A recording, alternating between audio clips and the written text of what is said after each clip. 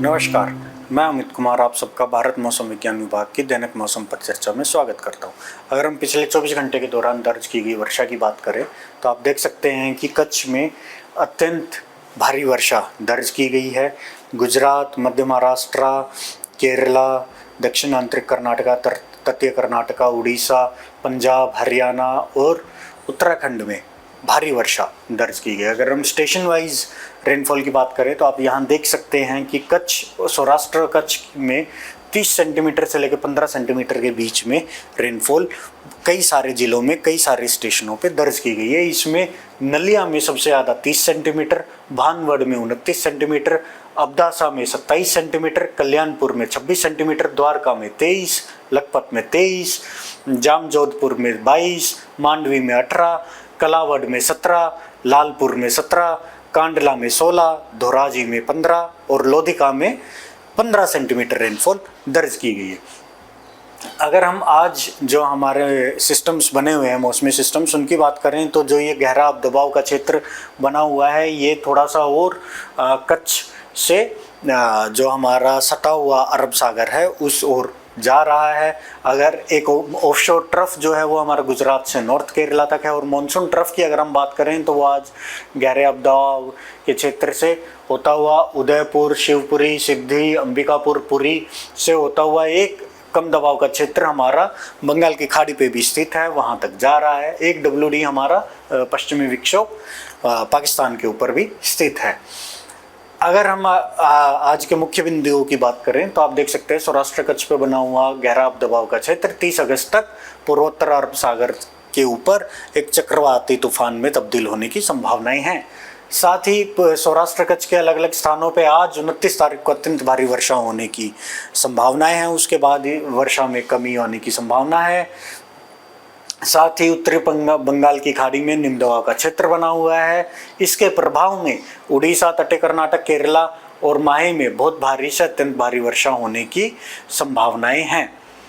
साथ ही आंध्र प्रदेश, छत्तीसगढ़, विदर्भ, तेलंगाना में अगले 2 से 3 दिनों के बीच में बहुत भारी वर्षा होने की संभावनाएं हैं। अगर हम आज की जो वर्षा चेतावनी है उसकी बात करें तो आप देख सकते हैं अत्यंत भारी वर्षा का अलर्ट सौराष्ट्र कच्छ में दिया गया है।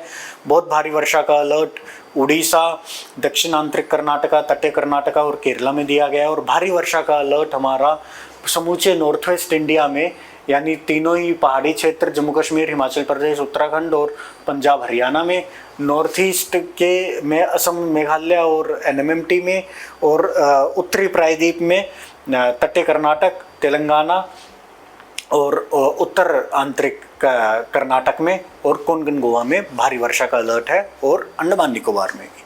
अगर हम 30 और 31 तारीख की बात करें तो आप देख सकते हैं कि अब दबाव के क्षेत्र को जब अरब के सागर में चक्रवाती तूफान में बढ़ जाएगा तो यहाँ पे आप देख सकते हैं सौराष्ट्र कच्छ में बारिश में कमी आएगी। इसलिए हमने कल के लिए ऑरेंज अलर्ट, बहुत भारी वर्षा का अलर्ट दिया गया है। लेकिन जो बंगाल की खाड़ी में हमारा निम्न दबाव का क्षेत्र है उसके इंटेंसिफाई होने की उम्मीद है, संभावना है। इसलिए उड़ीसा के लिए हमने अत्यंत भारी वर्षा का रेड कलर में वार्निंग 30 तारीख के लिए जारी की गई है। इसके साथ ही तेलंगाना, CAP और दक्षिण आंतरिक कर्नाटका और केरला में भी बहुत भारी वर्षा की चेतावनियां हैं। हमारा जो CK है तटीय कर्नाटक, उसमें अत्यंत भारी वर्षा की चेतावनी है। कोंकण गोवा, NIK, विदर्भा और छत्तीसगढ़ में भारी वर्षा की संभावनाएं हैं। हिमाचल प्रदेश और NMMT में भी भारी वर्षा की संभावनाएं हैं अंडमान निकोबार के साथ। अगर हम 31 तारीख की बात करें तो जैसे जैसे ये हमारा जो निम्न दबाव का क्षेत्र है ये लैंड की तरफ मूव करेगा तो आप देख सकते हैं कि उसके सटे हुए Orissa, Chhattisgarh, Vidarbha, Telangana, CAP, NIK, CK, इस पूरे ही इलाके में, क्योंकि ये अरब सागर से भी हवाएं खींचेगा ये, तो इस पूरे ही इलाके में भारी वर्षा होने की संभावना है। इसलिए ऑरेंज कलर में वार्निंग जारी की गई है। पूरे ही वेस्ट कोस्ट पे आप देख सकते हैं भारी वर्षा की चेतावनियां जारी की गई हैं। NMMT में भी भारी वर्षा की चेतावनियां जारी रहेंगी 31 तारीख को भी, और उत्तराखंड और ईस्ट MP में भी भारी वर्षा की चेतावनियां जारी रहेंगी। अगर हम 1 सितंबर से 4 सितंबर की बात करें तो इसमें आप देख सकते हैं कि जैसे जैसे वो निम्न दबाव का क्षेत्र हमारा लैंड की तरफ और नॉर्थ वेस्ट इंडिया की तरफ मूव करेगा, जिसमें आप देख सकते हैं कि वर्षा की गतिविधियों में भी उसी हिसाब से बढ़ोतरी आपको उन एरियाज़ में दिखेगी। तेलंगाना में एक तारीख को तेलंगाना और विदर्भा में बहुत भारी वर्षा, और उसके सटे हुए आप देख सकते हो पूरे ही सेंट्रल इंडिया और उत्तरी प्रायद्वीप भारत में भारी वर्षा की चेतावनियां हैं। 2 तारीख को वेस्ट कोस्ट में गुजरात क्षेत्र, कोंकण, गोवा, मध्य महाराष्ट्र में बहुत भारी वर्षा, और सेंट्रल इंडिया और सटे हुए पूरे नॉर्थ वेस्ट इंडिया में भारी वर्षा की चेतावनी है। 3 तारीख को आप देख सकते हैं कि नॉर्थ वेस्ट इंडिया में खासकर राजस्थान, एमपी, गुजरात और कोंकण, गोवा, मध्य महाराष्ट्र, मराठवाड़ा, सीके में भारी वर्षा की चेतावनी है। और 4 तारीख को आप देख सकते हैं कि जो हमारा सेंट्रल इंडिया है इसमें एमपी, ईस्ट राजस्थान, गुजरात क्षेत्र, मध्य महाराष्ट्र और कोंकण, गोवा और सीके, इसमें भारी वर्षा होने की संभावनाएं हैं। अगर हम नॉर्थ ईस्ट की बात करें तो आप देख सकते हैं 1 तारीख से 4 तारीख तक लगातार असम, मेघालय और एनएमटी में भारी वर्षा की चेतावनियां जारी रहेगी। अरुणाचल प्रदेश में भी 2 तारीख से लेकर 4 तारीख के बीच में भारी वर्षा होने की संभावनाएं हैं। इसी के साथ ही अगर हम फिशरमैन वार्निंग की बात करें तो फिशरमैन वार्निंग, क्योंकि जैसे हमने अब आपको बताया कि 30 तारीख तक जो ये अब दबाव का क्षेत्र है ये चक्रवाती तूफान में तब्दील हो सकता है अंडमान अरब सागर के ऊपर, तो आप देख सकते हैं कि इसमें गेल विंड्स यानी 65 से 75 किलोमीटर प्रति घंटे की हवाएं चलने का अनुमान है अरब सागर में।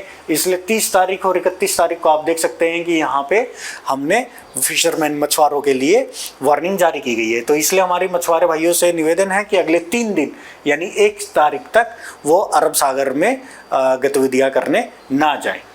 इसी के साथ ही आप हमारी वेबसाइट और सोशल मीडिया प्लेटफॉर्म के माध्यम से भी हमसे जुड़ सकते हैं और मौसम की नवीनतम जानकारियां और चेतावनियां प्राप्त कर सकते हैं। आप सबका धन्यवाद। नमस्कार।